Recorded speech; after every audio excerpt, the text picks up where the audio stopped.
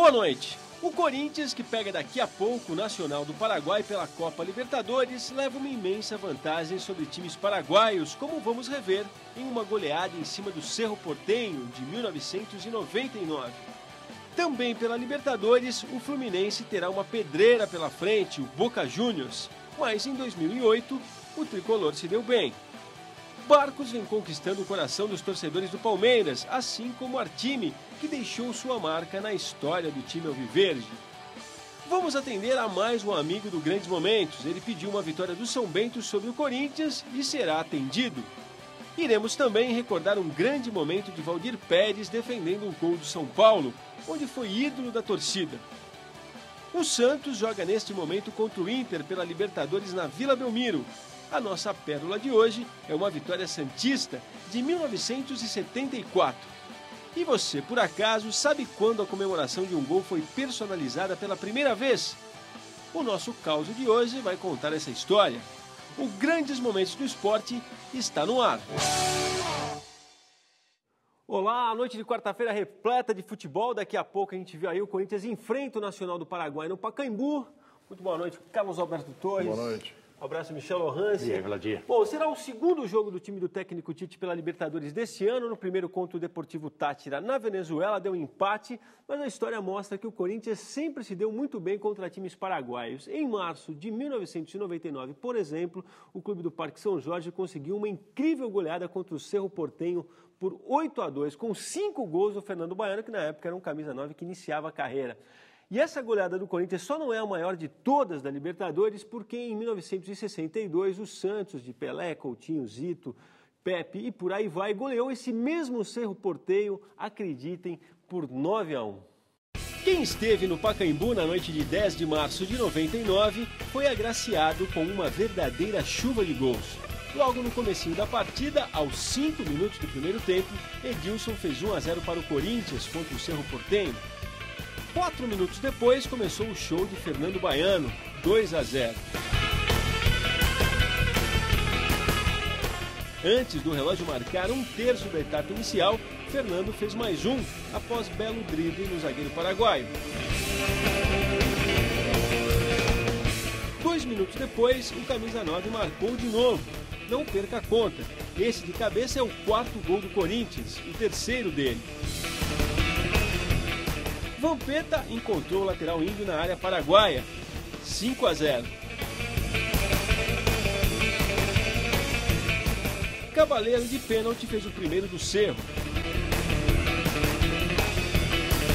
Mas pouco antes da parada obrigatória, ele de novo, Fernando Baiano, mandou a bola para a rede, aproveitando o rebote do chute de Dinei.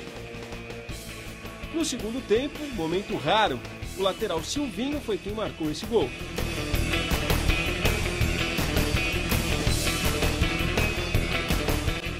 Toledo ainda fez mais um para os paraguaios. E o artilheiro Fernando Baiano encerrou a goleada histórica. Corinthians 8, com 5 gols dele, Cerro Porteño 2. Bom, são 4 vitórias do Corinthians sobre times paraguaios na Libertadores. 99, pensar que o Corinthians hoje não faz muitos gols, né? Teve também em 99 um 4-0 sobre o Olímpia. No ano seguinte, 2000, um jogo que terminou com um gol de diferença só, mas o Corinthians fez 5. Terminou 5-4 para o Corinthians o jogo com o Olímpia. E por incrível que pareça, na noite de hoje, capitão, o Corinthians vai com 2 atacantes que não marcaram gol nessa temporada ainda. O Jorge Henrique e o Liedson. Então vamos quebrar o encanto hoje. Vão quebrar? Vamos quebrar. É uma noite aí de bastante jogos interessantes, né? Eu acho que o Corinthians vence. Jogando aqui. É quase uma obrigação, né, capitão? Acho que não vai ter problema, não. Não vai ter o Alessandro, né, Michel? Ele não joga, né, o Alessandro? E o Tite vai improvisar um lateral direito. Já falou até, inclusive, que como tem problemas com o zagueiro, o Paulo André também está fora, o Wallace vai passar por cirurgia, o Chicão e o Castan aí não devem nem mais jogar as 2 próximas partidas do Campeonato Paulista. Eu acho que muita mudança atrapalha, né? Mas, como disse o Carlos Alberto, eu acho que o Corinthians vence, viu?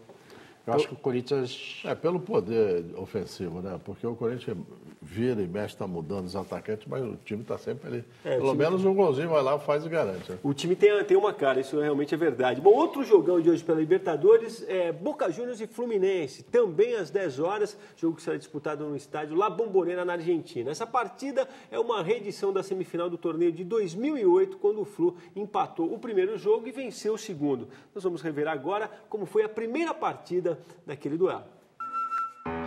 Boca Juniors e Fluminense fizeram o primeiro jogo das semifinais da Libertadores de 2008 no estádio do Racing, em Avellaneda.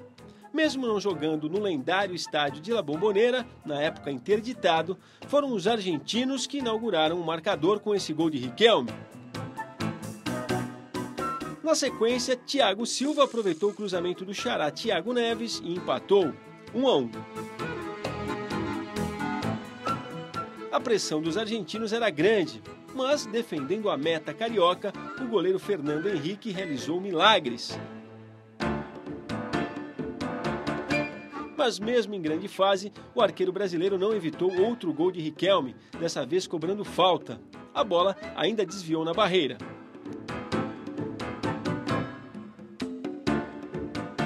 O empate tricolor veio depois desse chute de Thiago Neves, que contou com grande colaboração do goleiro argentino Migliori. Final, Boca Juniors 2, Fluminense também 2.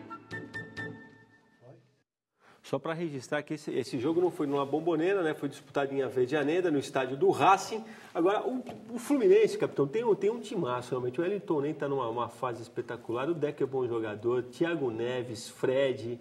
Dá para falar que é de igual pegou esse jogo, apesar de ser lá? Eu acho que sim. O Fluminense tem um time bom. Agora, a defesa ainda deixa um pouco a desejar. Há uma preocupação muito grande. A gente acompanha lá o dia a dia do Fluminense em relação ao pessoal ali do meio da zaga, né? Mas é um time que do meio para frente tem condições de resolver em qualquer situação. Eu acho que o Fluminense deve conseguir um bom resultado hoje. O Boca, que está de volta à Libertadores, está com essa sequência de 36 jogos sem perder, Michel. E ao contrário do Fluminense, que o capitão estava falando aqui, é um time que considerado de uma defesa sólida, mas também não joga bonito também. De vez em quando talvez sofra as mesmas críticas que se faz ao Corinthians. De vez Aquele Schiavio está com 39 anos, né, jogando de central. Rapaz. E ele vai estar fora, né? Ele não joga hoje? Não joga. Eu li que ele jogava aí. É um cara encardido, né? Só de olhar... E eu acho que jogar contra o Boca lá... É uma parada. Né? É uma parada. Não tem como, o time pode estar mal, mas os caras enchem aquele estadinho e eu vou te contar um negócio. Ali, jogar contra aquela torcida não é brincadeira. Estadinho é bom. Vou pegar esse gancho Portenho aí e vou falar o seguinte: o Palmeiras ocupa nesse momento o terceiro lugar no Campeonato Paulista, mas é o único clube invicto aí, em parte graças a um argentino. Camisa 9, grata surpresa, o Barcos realmente devolveu a confiança ao time alviverde e fez lembrar que o Palmeiras já teve um centroavante, também argentino, que encantou a torcida. Isso nos idos da década de 60. Vejamos. A tradição do Palmeiras em formar grandes goleiros é conhecida e antiga. O último acabou de sair por aí, depois de defender um pênalti que nunca será esquecido e uma espalmada que deu à seleção brasileira um pentacampeonato mundial. Se a camisa número 1, sempre azul, é quase milagrosa, para mim a camisa nova vale tanto. Me lembro de ouvir falar em um tal de Mazzola, que jogou a Copa de 58 e depois foi para a Juventus da Itália, com o nome de Altafini. Teve um divino antes do Ademir da Guia, que atendia pelo nome de Servilho.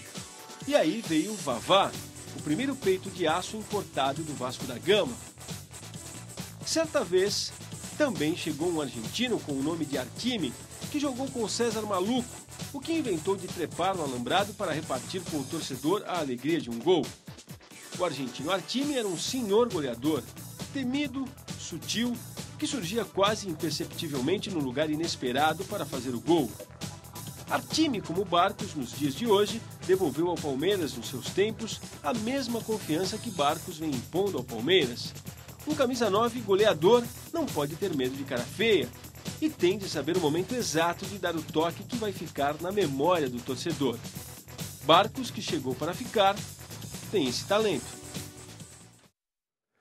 Era mais impressionante que o Barcos, Michel, porque eu vi também o César Maluco falar sobre o Artime, com alguma moderação, assim, ou era um grande jogador? O César não enche a bola de ninguém, viu? Pode ter sido. E também brigava com ele, né? Disputava a posição com ele também, né? Atacante. Agora, foi um grande jogador. Foi um grande jogador de seleção argentina. Disputou a Copa de 66. Um grande jogador. E o César também foi um grande goleador. Quer dizer, deviam não se bicar muito os dois ali, né, meu? Bom, tá explicado. Bom, faça como fez aí o José Luiz Matos, morador de Sorocaba e torcedor do São Bento, que usou os endereços que vocês vão ver aí na tela, escreveu pra gente e pediu para rever uma vitória do clube dele sobre o Corinthians, isso em 1987. Pois, olha aí, Zé Luiz, está feita então essa nossa tabelinha, curta o seu pedido. Palmeiras já posicionado, João Paulo, bateu, colocado, gol! Para mim essa bola entrou. Mas o jogo segue. Ninguém reclamou. São Bento vem tabelando. Vem que nem um cisco Gerson, ó. Olha o Renatinho. Bateu. Gol do São Bento. Renatinho. A tabela começou aqui atrás no meio-campo.